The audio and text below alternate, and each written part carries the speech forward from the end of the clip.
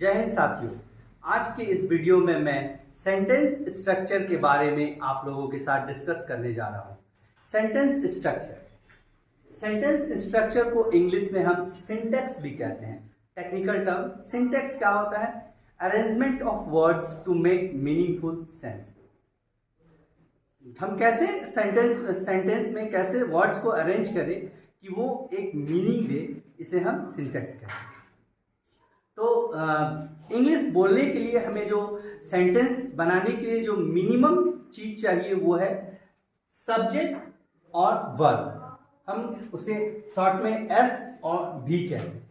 तो कोई भी सेंटेंस के लिए हमें एस चाहिए। एस क्या है? एस होता है सब्जेक्ट और दूसरा वर्ब चाहिए।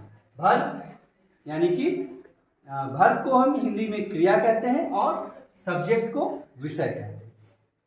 इन दो वर्ड्स के बिना हम कभी भी सेंटेंस कंप्लीट नहीं बना सकते हैं या हम किसी से कम्युनिकेट नहीं कर सकते।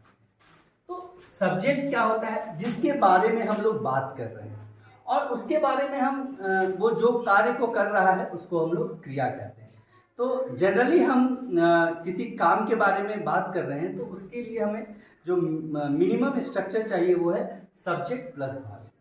आइए इसको हम एग्जांपल से देखते हैं क्या होता है। राहुल प्लेज। यहां राहुल क्या है? सब्जेक्ट है। प्लेज क्या है? वर्ब है। तो राहुल खेलता है। राहुल ईट्स। राहुल सब्जेक्ट और ईट्स वर्ब। राहुल खाता है। राहुल गोज। राहुल जाता है। तो आप इन तीनों सेंटेंस में देख रहे हैं हमें एक मतलब मिल रहा है कि राहुल किसी कार्य को कर रहा है। अब इसी में हम लोग आगे देखेंगे सब्जेक्ट प्लस वर्ब, इतना तो चाहिए ही, लेकिन इसके बाद जो हमें तीसरा चीज जो बहुत जरूरी है किसी भी सेंटेंस को पूरा मीनिंग देने के लिए वो हमें ऑब्जेक्ट की जरूरत होता है। ओ क्या होता है? ऑब्जेक्ट होता है। ऑब्जेक्ट को हम लोग हिंदी में वस्तु कहते हैं। ठीक है। तो subject plus verb plus O यानी कि ऑब्जेक्ट। अब ये इसका सेंटेंस क्या बनेगा? जैसे कि Rahul pledge cricket. Rahul pledge cricket. तो यहां पे राहुल क्या है? सब्जेक्ट है। प्लेज क्या है? वर्ब है। और क्रिकेट क्या है? ओ। यानी कि subject plus verb plus object.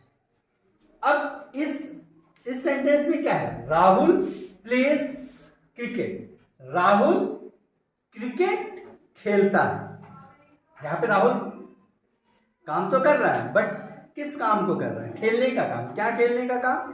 तो Rahul pledge cricket. Rahul cricket खेल रहा है।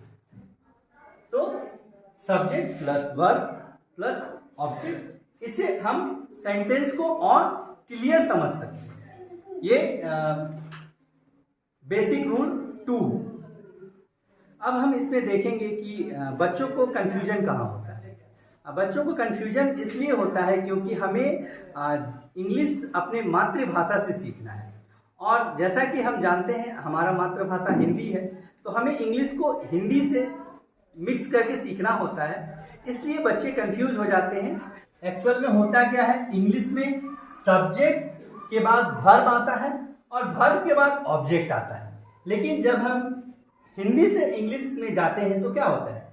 हिंदी का सब्जेक्ट मैं पत्र लिखता हूं, इसमें सब्जेक्ट पहले आता है, फिर ऑब्जेक्ट और उसके बाद वर्ब आता है। तो हिंदी का सेंटेंस स्ट्रक्चर बनता है S plus O plus B.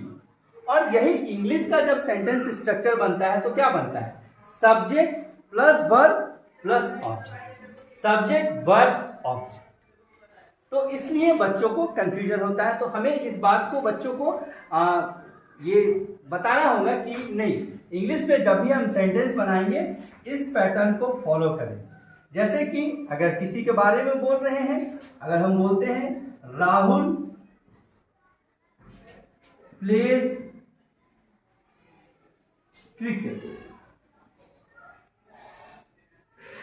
तो यहां राहुल सब्जेक्ट है प्ले वर्ब है और क्रिकेट ऑक्सीलरी।